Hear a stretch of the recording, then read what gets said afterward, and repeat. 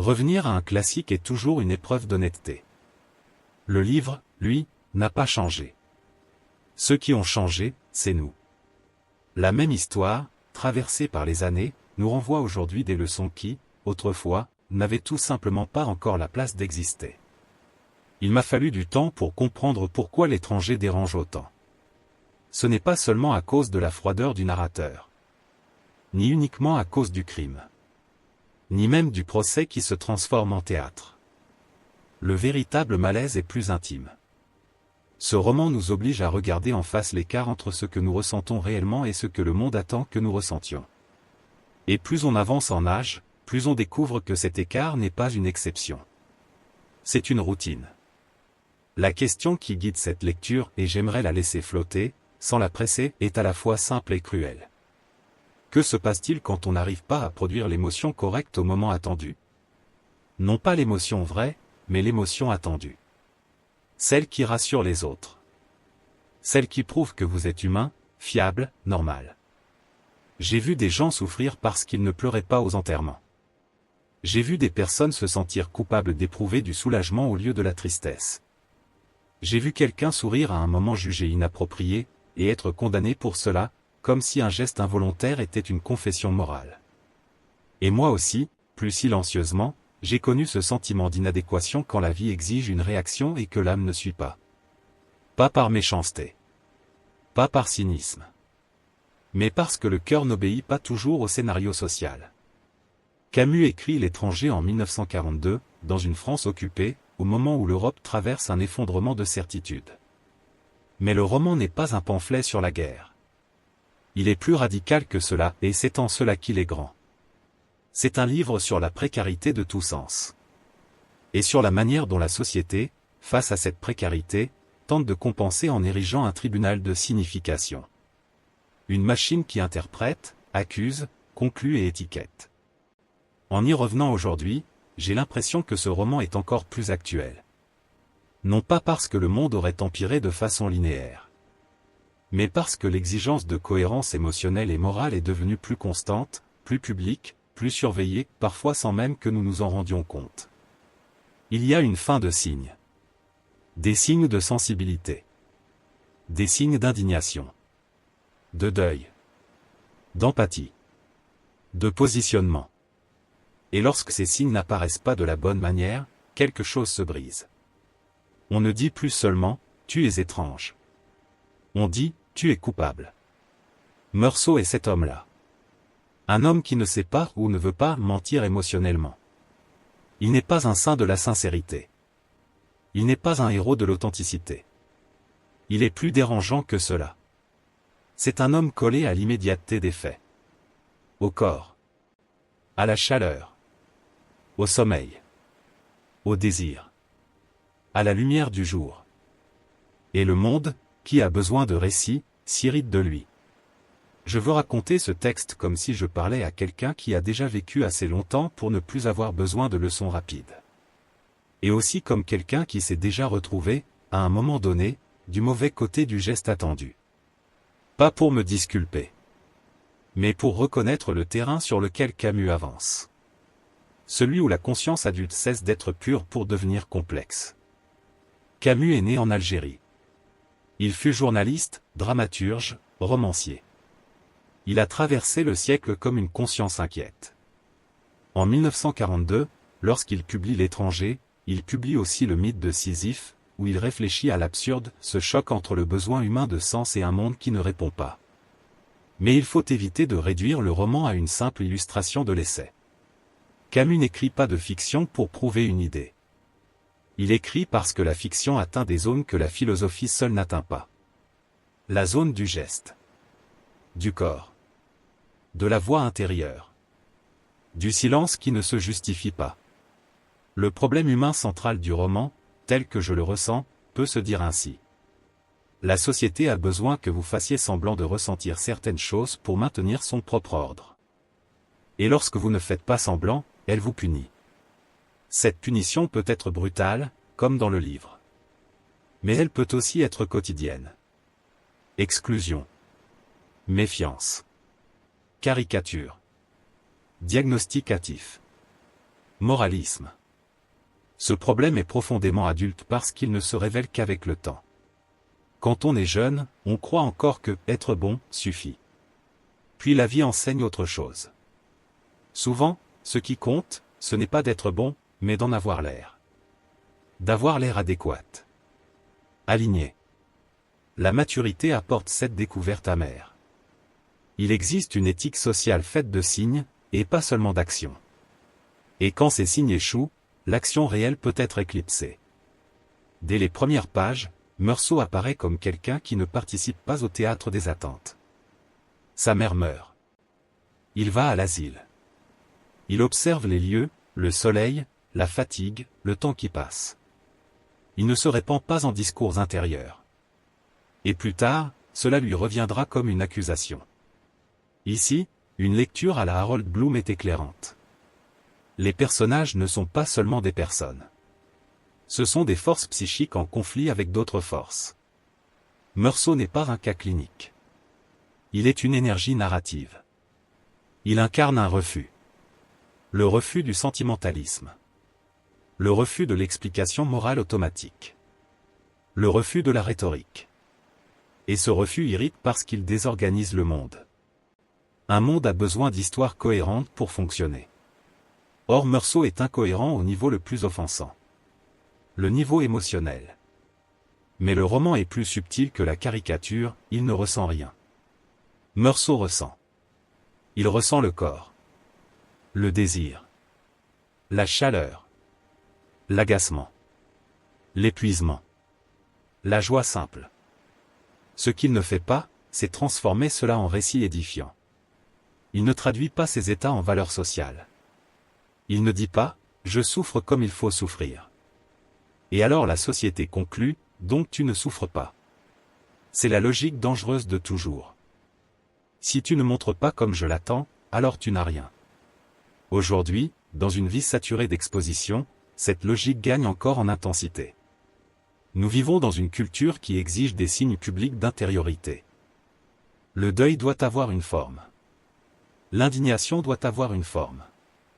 Le repentir doit avoir une forme. Il y a une anxiété collective à lire l'autre. À le décoder en quelques secondes. Le roman de Camus montre à quel point cette fin de lisibilité peut devenir cruelle. J'entre maintenant dans le cœur du livre. Non comme un résumé scolaire, mais comme une lecture interprétative, là où le texte ouvre des blessures. Meursault apprend la mort de sa mère. Il se rend à l'asile. Tout est concret. Le trajet. Les employés. Les rites. Ce qui frappe, c'est la manière dont il enregistre les choses. Il n'y a pas de caméra sentimentale. Il y a une caméra presque physique. Et cela produit chez le lecteur une sensation double. D'un côté, la froideur. De l'autre, l'honnêteté. Camus nous force à nous demander. Préférons-nous une douleur vraie mais silencieuse, ou une douleur exhibée et fausse? Et la question est inconfortable. Parce que parfois la douleur vraie est silencieuse. Et parfois le silence est vide. Le roman nous empêche de décider trop vite. Aux veillées funèbres, il y a le soleil. La fatigue. Les corps âgés. L'odeur. La lumière. Le soleil, d'ailleurs, est presque un personnage. Il revient à des moments décisifs. Ce n'est pas un symbole décoratif. C'est une pression. Un poids. Une agression lumineuse. Camus, écrivain méditerranéen, sait que la lumière peut être violente. Et cette violence a une fonction existentielle. Le monde physique ne s'ajuste pas à notre morale. Il est. La chaleur ne respecte pas le deuil. La lumière ne s'éteint pas par compassion. Cette indifférence du monde est une face de l'absurde. Après l'enterrement, Meursault retrouve Marie. Il va au cinéma. Il couche avec elle. Il vit un week-end ordinaire. Et le lecteur moraliste s'indigne. Mais le livre ne nous demande pas d'approuver. Il nous demande de regarder le malaise. Pourquoi certains comportements nous paraissent-ils immoraux même lorsqu'ils ne causent aucun tort direct? Parce qu'ils brisent le code. La liturgie. Ce que la communauté appelle la décence. Et en brisant cela, il révèle que beaucoup de morale est de l'habitude. Ici, Northrop Frye aide à nommer la structure. L'étranger s'inscrit dans le mode ironique. Le protagoniste est inférieur, désajusté par rapport à son milieu. Ce n'est pas le héros épique. C'est l'homme ordinaire qui ne s'intègre pas. La société apparaît alors comme une machine de normalisation. Meursault devient un bouc émissaire moderne. On projette sur lui l'angoisse collective. Il devient le lieu où le groupe dépose ce qu'il ne supporte pas de reconnaître en lui-même. La fragilité du sens. La peur du vide. L'arbitraire des codes. Mais Meursault n'est pas innocent comme un agneau. Il commet un crime. Et c'est ce qui rend le roman plus fort. Camus ne nous offre pas le confort de défendre un pur. Il nous donne un homme ambigu, opaque. Et pourtant, il nous oblige à voir que le jugement qui s'abat sur lui ne porte pas seulement sur l'acte. Il porte sur la personne. Sur le style de l'âme. Sur l'absence de performance. Avant le crime, il y a Raymond. La violence. La manipulation. Meursault s'en approche par passivité. Non par conviction. Par inertie. C'est l'une des vérités les plus difficiles de la vie adulte. Le mal n'entre pas toujours par la conviction. Il entre parfois par la paresse morale. Par l'absence de refus. Par le désir de ne pas s'impliquer. Camus complique alors son personnage. Meursault n'est pas pur. Il est moralement distrait. Il ne lutte pas pour la justice. Il suit. Et cela résonne aujourd'hui de façon presque douloureuse. La scène de la plage, de la chaleur, de la lumière, conduit au coup de feu. Le soleil revient comme une force écrasante. Meursault décrit l'acte comme si le monde physique avait poussé le geste. Cela irrite le lecteur. Cela ressemble à une excuse. Mais Camus n'écrit pas pour convaincre. Il écrit pour exposer un phénomène. Il y a des moments où le corps décide avant la conscience. Cela n'absout pas. Mais cela explique une dimension humaine que les tribunaux moraux ignorent souvent. L'être humain n'est pas une pure raison dans une salle blanche. Il est un corps sous pression. Sous chaleur. Sous peur. Sous circonstances. Après le crime, le roman change d'atmosphère. On quitte l'extérieur. On entre dans la prison. Le temps s'épaissit. Et l'ironie commence. Meursault est jugé. Mais le crime devient presque secondaire. Ce qui choque vraiment, c'est qu'il n'a pas pleuré à l'enterrement de sa mère. Le tribunal ne veut pas seulement punir un acte. Il veut punir une anomalie. Une opacité. Une absence de langage moral. Et cela nous est terriblement familier. Combien de fois voit-on aujourd'hui des jugements où le fait est remplacé par l'intention supposée? Où le geste est remplacé par ce que cela dit de vous? Où l'on condamne une personne pour ne pas avoir eu la bonne attitude, le bon ton, la bonne posture? Meursault refuse ce jeu. Il n'invente pas de récit émouvant. Il ne théâtralise pas le repentir. Il ne dramatise ni Dieu, ni l'avenir. Et pour cela, il devient monstrueux. Harold Bloom parlerait ici de formation de la conscience. La littérature nous rend moins aveugles à nos propres illusions. Le tribunal est l'illusion collective. La croyance que les bons signes garantissent une bonne âme. Meursault détruit cette croyance. Il est une erreur dans le système. Et les systèmes n'aiment pas les erreurs. Ils corrigent. Ou ils éliminent. Fromm aide aussi à comprendre cela. Il parle d'une conscience autoritaire, fondée non sur une éthique intérieure, mais sur la peur du rejet. Le tribunal exige la confession correcte. L'émotion correcte. Le repentir correct. Il ne veut pas la vérité. Il veut la conformité. Et cette logique est terriblement actuelle. À la fin, il y a le prêtre. La proposition d'un sens prêt-à-porter. Meursault refuse. Il ne veut pas mentir sur la croyance. Il accepte l'indifférence du monde. Non comme un bonheur. Mais comme une lucidité. L'absurde, chez Camus, ne signifie pas « rien n'a d'importance ». Cela signifie que rien n'est garanti. Et justement pour cela, chaque geste pèse davantage. Meursault trouve une Péapre. Mais Camus ne nous dit pas d'imiter Meursault. Il nous demande de reconnaître ce qu'il révèle. Notre dépendance collective aux fictions émotionnelles. En sortant du récit, ce que le roman révèle au lecteur adulte est profond. Il révèle le coût de ne pas mentir émotionnellement. Il révèle que ces mensonges sont des lubrifiants sociaux. Ils rendent la vie possible. Mais lorsque le mensonge devient critère d'humanité, la société bascule dans la tyrannie symbolique. Combien de fois avons-nous dû prouver que nous ressentions quelque chose ? Parfois c'est légitime. Parfois c'est une contrainte. Le roman nous rappelle que l'intériorité ne suit pas l'agenda social. Il nous parle aussi des limites de la liberté. Meursault est libre des codes, mais pauvre en lien. Il ne possède pas. Mais il ne s'engage pas non plus. La liberté sans responsabilité affective devient un désert. Enfin, le roman nous parle du tribunal permanent. Des jugements moraux déguisés en justice.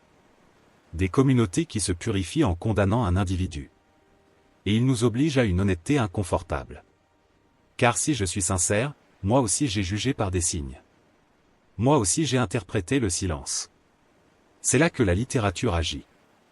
Non pour nous rendre meilleurs, mais pour nous rendre moins naïfs. L'étranger ne me console pas. Il me regarde. Et il me demande. À quel moment j'exige des autres une performance émotionnelle pour me sentir en sécurité ? À quel moment je confonds le geste et l'âme ? Camus ne conclut pas. Il respecte le lecteur adulte. Celui qui peut supporter l'ambiguïté.